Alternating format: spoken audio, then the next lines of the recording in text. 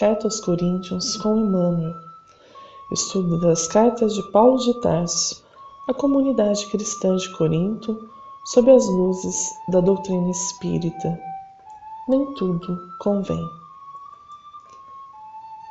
Tudo posso, eis a lei divina, a me conceder a liberdade, o livre-arbítrio. Nem tudo, porém, convém. Eis a lei divina, a me conceder a responsabilidade, a lei de causa e efeito. Terei sempre a liberdade de semear e também a consequência da colheita. Cristo nos vem ensinar que acima da lei humana, em que tudo posso se não houver lei que o diga diferente, existe a lei divina, sintetizada. Amarás a Deus sobre todas as coisas e ao próximo como a si mesmo. Texto para análise. 1 Coríntios, capítulo 6, versículos 12 a 20. Todas as coisas me são lícitas, mas nem todas as coisas convêm. Todas as coisas me são lícitas, mas eu não me deixarei dominar por nenhuma. Os alimentos são para o estômago e o estômago para os alimentos. Deus, porém, aniquilará tanto um como os outros. Mas o corpo não é para a fornicação, senão para o Senhor, e o Senhor para o corpo. Ora, Deus, que também ressuscitou o Senhor, nos ressuscitará a nós pelo seu poder. Não sabeis vós que os vossos corpos são membros do Cristo? Tomarei, pois, os membros de Cristo e os farei membros de uma meretriz? Não, por certo. Ou não sabeis que o que se ajunta com a meretriz faz-se um corpo com ela? Porque serão, disse, dois numa só carne. Mas o que se ajunta com o Senhor é um mesmo Espírito. Fugi da fornicação.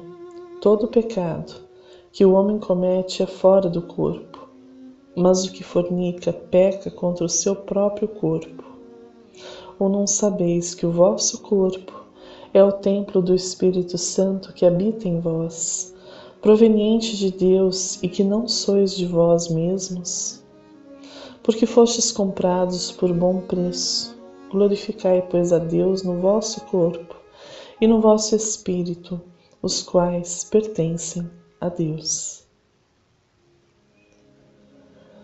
O artigo 5º de nossa Constituição Federal, em seu 2º inciso, nos diz que ninguém será obrigado a fazer ou deixar de fazer alguma coisa, senão em virtude de lei.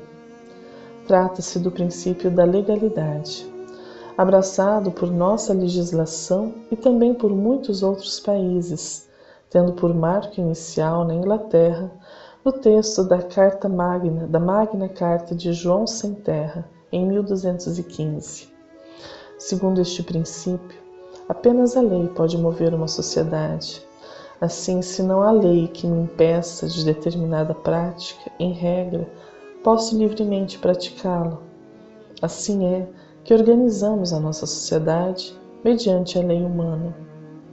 Paulo, porém, vai além deste postulado legal para dizer que mesmo as coisas que são lícitas, ou seja, que estão amparadas por este princípio da legalidade, nem todas devem ser praticadas, nem todas são convenientes. Eis o crivo moral. Assim, ao cristão não basta fazer o que a lei manda e deixar de fazer o que ela proíbe, mas mesmo o que é permitido, se estiver em desacordo com a lei moral, não deverá ser praticado. Esta é a ideia que Paulo oferece aos coríntios e que tentaremos compreender neste estudo. Vejamos a letra do 1º versículo. Todas as coisas me são lícitas, mas nem todas as coisas convêm. Todas as coisas me são lícitas, mas eu não me deixarei dominar por nenhuma. Paulo fala aos coríntios da liberdade, mas também do bom senso, do discernimento em perceber que tudo o que fazemos, pensamos e sentimos possui uma consequência e que este é o nosso verdadeiro norte, não as leis humanas, passageiras e transitórias, mas a lei divina, que está inscrita em nossa consciência. Vejamos esta comunicação de espírito familiar trazida na Revista Espírita de 1860. O Espírito e o Julgamento, pela Senhora Netes. A liberdade do homem é toda individual. Nasceu livre, mas essa liberdade, por vezes, é a sua desgraça. Liberdade moral, liberdade física, tudo ele reuniu, mas muitas vezes lhe falta o discernimento, aquilo que chamais bom senso. Se um homem tiver muito espírito e lhe faltar esta última qualidade, é como se nada tivesse, pois o que fará o seu espírito se não pode governá-lo, se não tem a necessária inteligência para se conduzir, se julga marchar em boa vida quando está no lodaçal, se sempre se julga com a razão quando muitas vezes está errado. O discernimento pode tomar o lugar do espírito, mas este jamais substituirá o discernimento. E uma qualidade necessária, e quando não a temos, todos os esforços devem ser feitos para adquiri-la.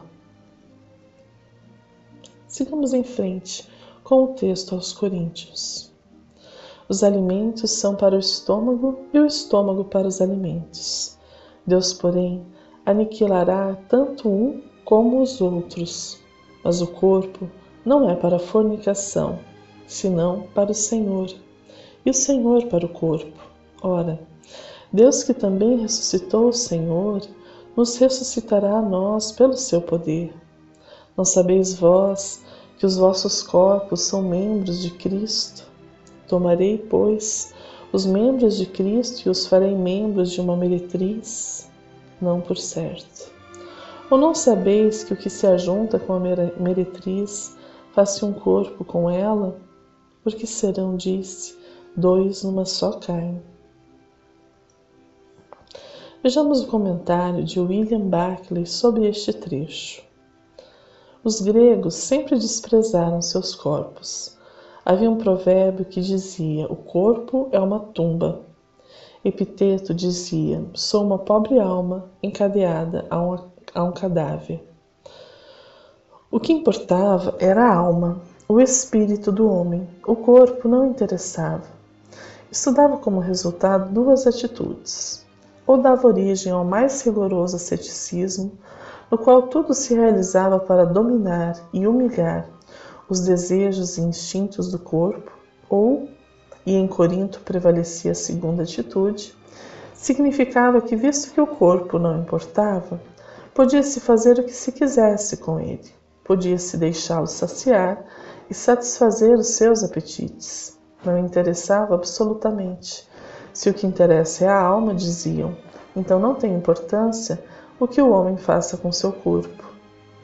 O que complicava isso era a doutrina da liberdade cristã que Paulo pregava. Se o homem cristão era o mais livre de todos, não está livre para fazer o que desejar, especialmente com esse corpo tão insignificante que lhe pertence? De modo que argumentavam os coríntios, de uma maneira que consideravam muito sábia, era preciso deixar que o corpo fizesse o que quisesse. Mas o que é que o corpo quer? O estômago foi criado para a comida e a comida para o estômago, diziam os coríntios. Comida e estômago, inevitável e naturalmente, vão lado a lado. Precisamente da mesma maneira, diziam. O corpo estava feito para seus instintos, está feito para o ato sexual, e este está feito para ele. Portanto, era preciso deixar que os desejos do corpo seguissem seu caminho. Este pensamento grego sobrevive em nossos tempos, e há muitas pessoas que justificam suas atitudes baseadas nestes princípios que dão ao instinto toda a sua vazão por considerá-lo algo natural. A questão é que não somos mais animais, somos seres inteligentes que pensam e que são responsabilizados por suas ações. Ora, um cão, ao sentir medo, poderá morder e ferir quem imputa este sentir, porém, não será culpado da agressão, eis que age de acordo com o seu instinto animal. Porém, o homem possui meios para evitar e para livrar-se de situações semelhantes sem o uso da violência. De acordo com o vocabulário espírita, instinto é uma espécie de inteligência rudimentar que dirige os seres vivos em suas ações, malgrado sua vontade e no interesse de sua conservação. O instinto toma-se inteligência quando há deliberação. Pelo instinto age-se sem raciocinar pela inteligência. Raciocina-se antes de agir. No homem, muito frequentemente, as ideias são instintivas. As ideias instintivas são confundidas com as ideias intuitivas. Estas últimas são as que ele bebeu quer no estado de espírito, quer nas existências anteriores, e das quais conserva uma vaga lembrança. Emmanuel comenta este trecho em lição no livro Vinha de Luz, auxiliando-nos a compreendê-lo. Os manjares são para o ventre e o ventre para os manjares. Deus, porém, aniquilará tanto um como os outros. Paulo, 1 Coríntios, capítulo 6, versículo 13. O alimento do corpo e da alma, no que se refere ao pão e à emoção, representa meio para a evolução e não o fim da evolução em si mesma. Há criaturas, no entanto, que fazem do prato e do continuismo simplista da espécie únicas razões de ser em toda a sua vida. Trabalham para comer e procriam sem pensar. Quando se lhes falta do espírito ou da eternidade, bocejam despreocupados, quando não trocam afetivamente de assunto.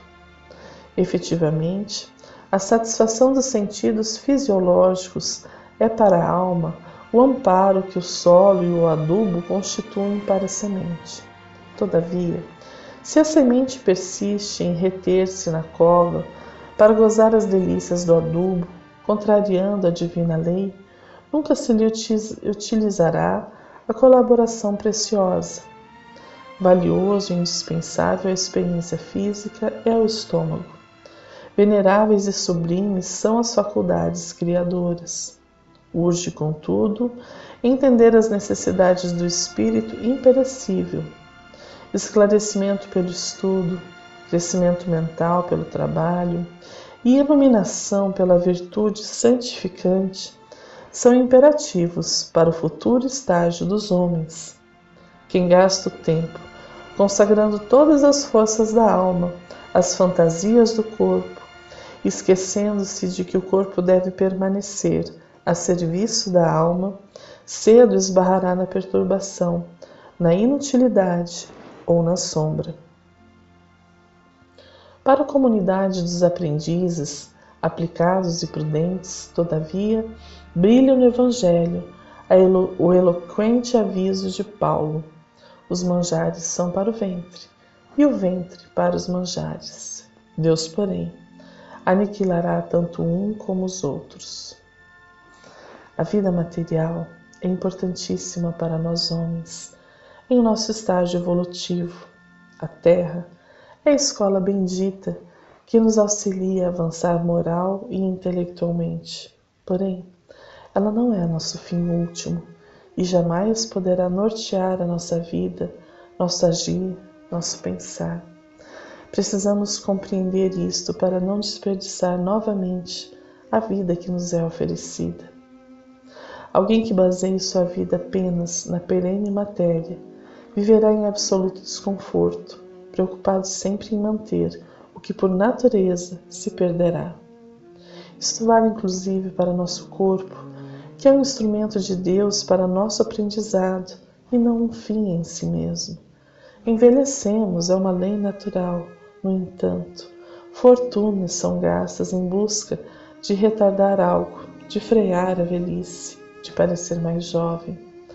É claro que uma boa apresentação é agradável a todos, mas eis aí o bom senso a que Paulo nos remete. Tudo possui uma função, um propósito, e a inteligência humana é convidada a discernir o bom uso de todas as ferramentas que estão ao seu dispor.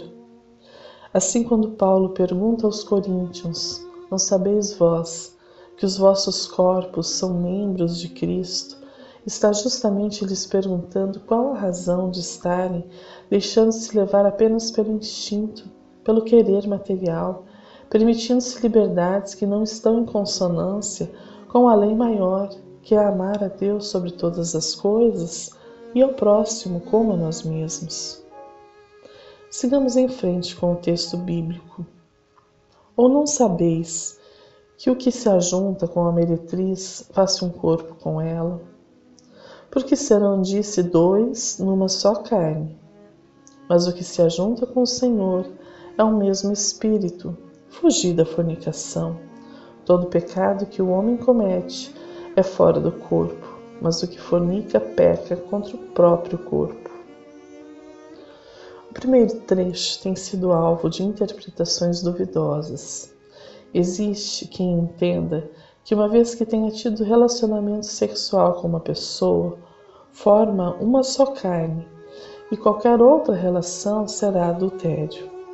Trata-se de uma referência ao texto de Gênesis, do Antigo Testamento.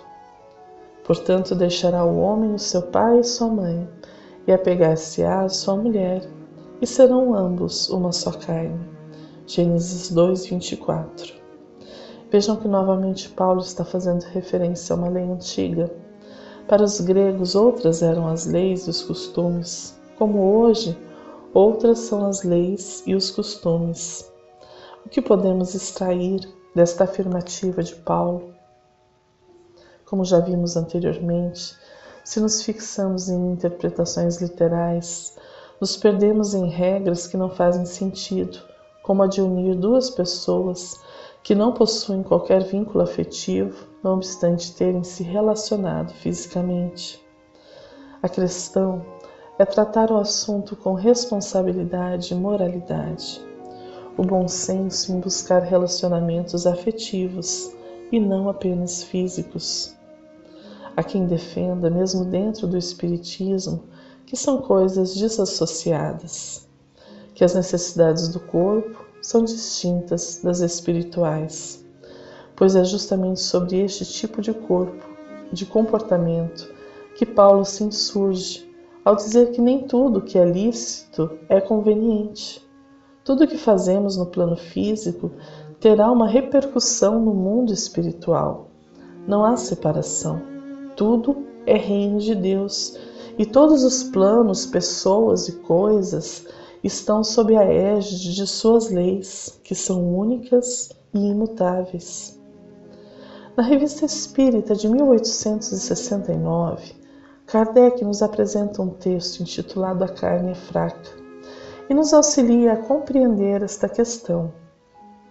Estudo fisiológico e moral. Há inclinações viciosas que evidentemente são mais inerentes ao espírito, porque têm a ver mais com a moral do que com o físico. Outras mais parecem consequência do organismo e por este motivo a gente se julga menos responsável. Tais são as predisposições à cólera, à moleza, à sensualidade. Está hoje perfeitamente reconhecido pelos filósofos espiritualistas que os órgãos cerebrais correspondentes às diversas aptidões devem o seu desenvolvimento à atividade do espírito, que esse desenvolvimento é assim um efeito e não uma causa. O homem não é músico porque tem a bossa da música, mas tem a bossa da música porque seu espírito é músico. Se a atividade do espírito reage sobre o cérebro, deve reagir igualmente sobre as outras partes do organismo. Assim, o espírito é o artífice do seu próprio corpo, por assim dizer, modela-o, a fim de apropriá-lo às suas necessidades e à manifestação de suas tendências. Assim sendo, a perfeição do corpo nas raças adiantadas seria o resultado do trabalho do espírito, que aperfeiçoa o seu utensílio à medida que aumentam as suas faculdades. Por uma consequência natural desse princípio, as disposições morais do espírito devem modificar as qualidades do sangue, dar-lhe maior ou menor atividade, provocar uma secreção mais ou menos abundante de bile ou de outros fluidos. É assim, por exemplo, que o glutão sente vir a saliva, ou como se diz vulgarmente, vir água na boca à vista de um prato apetitoso. Não é o alimento que pode superexcitar o órgão do paladar, pois não há contato. É, portanto, o espírito, cuja sensualidade é despertada, que age pelo pensamento sobre esse órgão, ao passo que sobre um outro espírito, a visão daquele prato nada produz. Mesmo em todas as cobiças, todos os desejos provocados pela visão. A diversidade das emoções não pode ser compreendida numa porção de casos, senão pela diversidade das qualidades do espírito. Tal é a razão pela qual uma pessoa sensível facilmente derrama lágrimas. Não é a abundância das lágrimas que dá a sensibilidade ao espírito, mas a sensibilidade do espírito que provoca a abundante secreção de lágrimas. Sob o império da sensibilidade, o organismo modelou-se sob esta disposição normal do espírito, como se modelou sob a do espírito glutão. Seguindo esta ordem de ideias, compreende-se que um espírito irascível deve levar ao temperamento bilioso, de onde se segue que um homem não é colérico porque é bilioso, mas que é bilioso porque é colérico. Assim, acontece com todas as outras disposições instintivas. Um espírito mole e indolente deixará o seu organismo num estado de atonia em relação com o seu caráter, ao passo que, se ele for ativo e enérgico, dará ao seu sangue, aos seus nervos, qualidades bem diferentes. A ação do espírito sobre o físico é de tal modo evidente que por vezes se vêem graves desordens orgânicas produzidas por efeito de violentas comoções morais. A expressão vulgar, a emoção lhe fez subir o sangue, não é assim despida de sentido quanto se podia crer. Ora, o que pode alterar o sangue, senão as disposições morais do espírito? Este efeito é sensível, sobretudo nas grandes dores, nas grandes alegrias, nos grandes pavores, cuja reação pode chegar a causar a morte. Vemos pessoas que morrem de medo, morrem do medo de morrer. Ora, que relação existe entre o corpo do indivíduo e o objeto que causa pavor, objeto que muitas vezes não tem qualquer realidade? Diz-se que é o efeito da imaginação, mas o que é a imaginação senão um atributo, um modo de sensibilidade do espírito? Parece difícil atribuir a imaginação aos músculos, aos nervos, pois então não compreenderíamos por que esses músculos e esses nervos não têm imaginação sempre, porque não a têm após a morte. Porque o que uns causa um pavor mortal, noutros excita a coragem. Seja qual for a sutileza que usemos para explicar os fenômenos morais exclusivamente pelas propriedades da matéria, cairemos inevitavelmente no impasse, no fundo do qual se percebe com toda a evidência e como única solução possível o ser espiritual independente, para quem o organismo não é senão um meio de manifestação, como o piano é um instrumento das manifestações do pensamento do músico. Assim como um músico afina o seu piano, pode-se dizer que o espírito afina seu corpo para pô-lo no diapasão de suas disposições morais. É realmente curioso ver o materialismo falar incessantemente da necessidade de elevar a dignidade do homem quando se esforça para reduzi-lo a um pedaço de carne que apodrece e desaparece sem deixar qualquer vestígio, de reivindicar para si a liberdade como um direito natural, quando o transforma num mecanismo, marchando como um boneco, sem responsabilidade por seus atos. Com o ser espiritual independente, pré-existente e sobrevivente ao corpo, a responsabilidade é absoluta. Ora, para a maioria, o principal móvel da crença no niilismo é o pavor que causa essa responsabilidade, fora da lei humana, e a qual crê escapar fechando os olhos.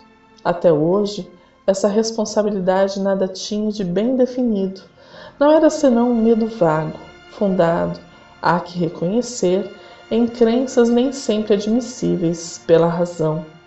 O Espiritismo a demonstra como uma realidade patente, efetiva, sem restrição, como uma consequência natural da espiritualidade do ser.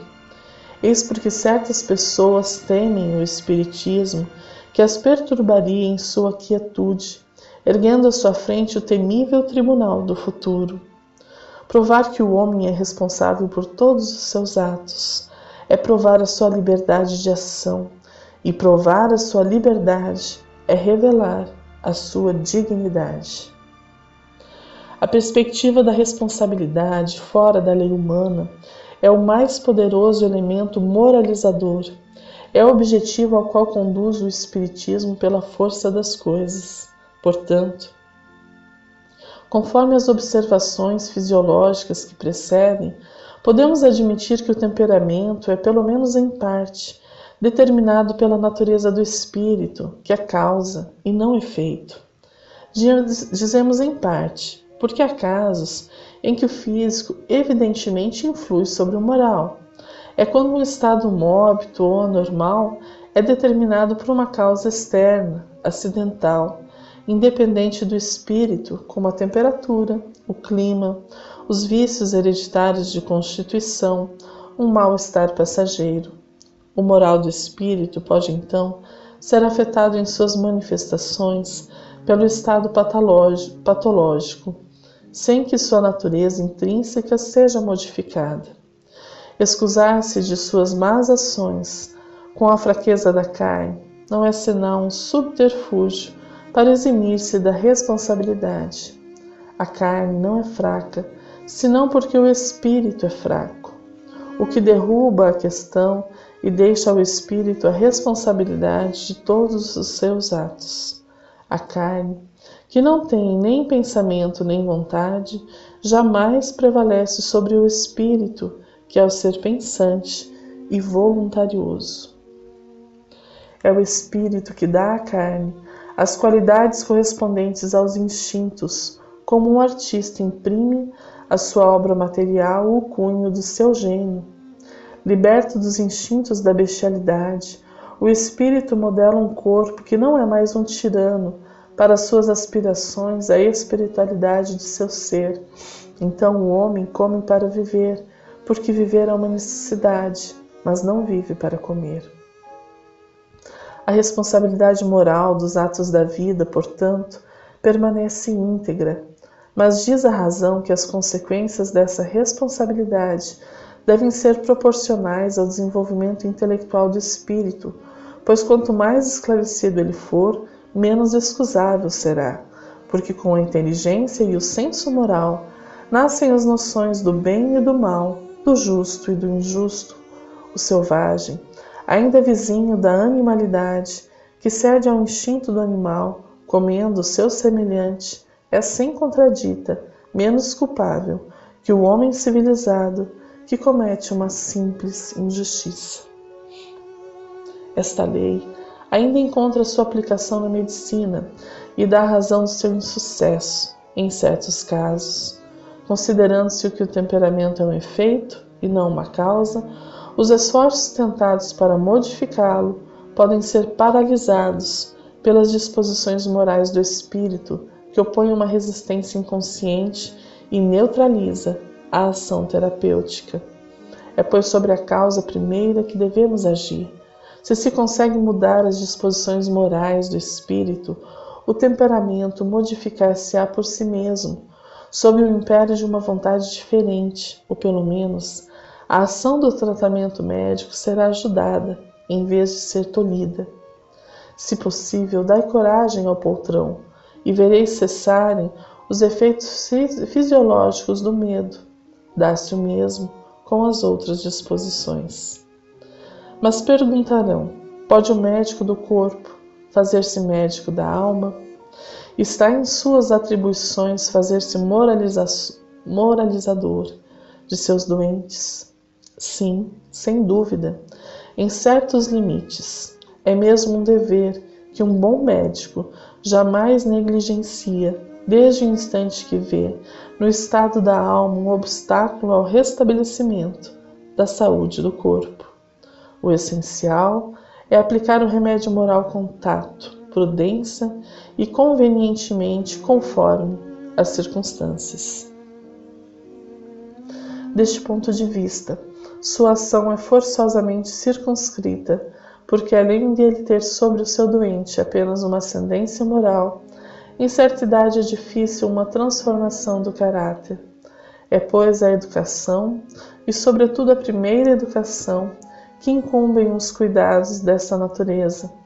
Quando a educação desde o berço for dirigida nesse sentido, quando nos aplicarmos em abafar em seus germes as imperfeições morais, como fazemos com as imperfeições físicas, o médico não mais encontrará no temperamento um obstáculo para o qual a sua ciência muitas vezes é impotente.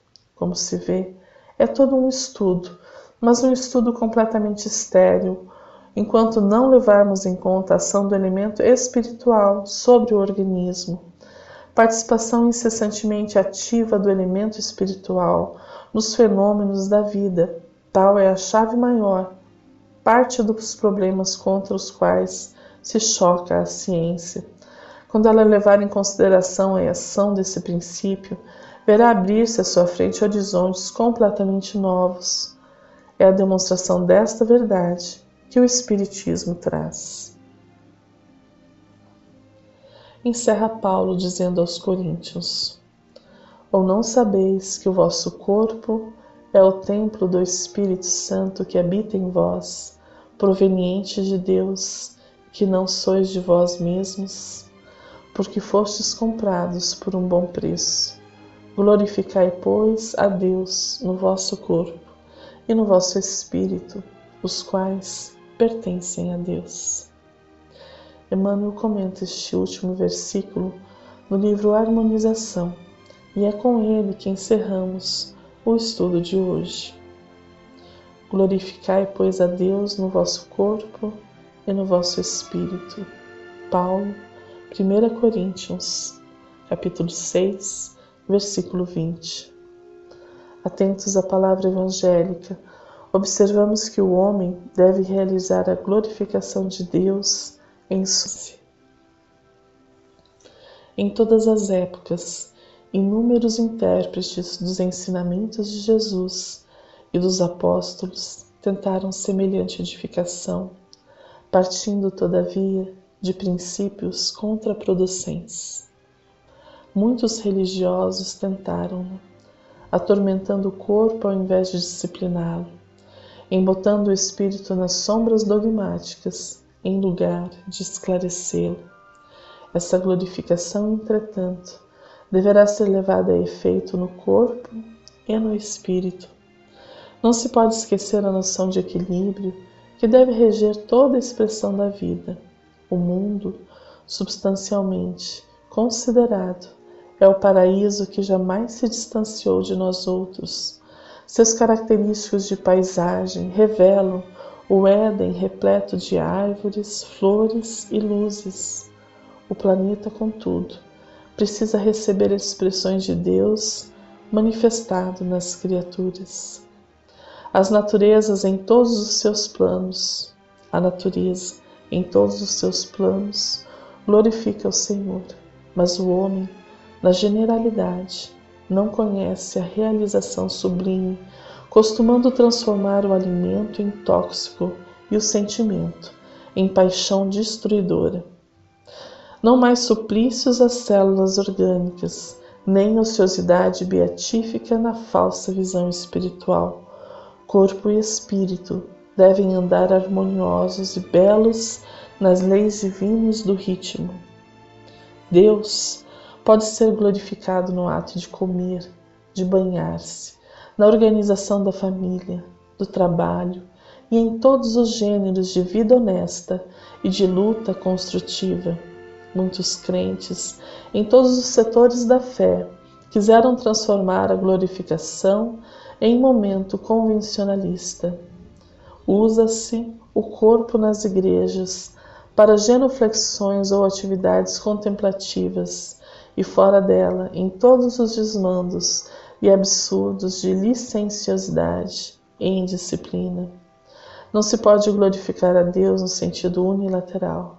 A presença divina transparece de todas as coisas e em todos os lugares. A vida, com suas leis prodigiosas, está pedindo aos homens que glorifiquem a Deus, manifestando-o. Somente assim, integrar-se ao planeta na harmonia do universo. Deus nosso Pai Celestial está em toda parte e aguarda-nos como seus filhos amados, agindo de maneira equilibrada, responsável e amorosa. Certamente ainda temos muito a aprender, mas a lição de Paulo nos auxilia que possamos a cada dia perguntar-nos intimamente: isto convém?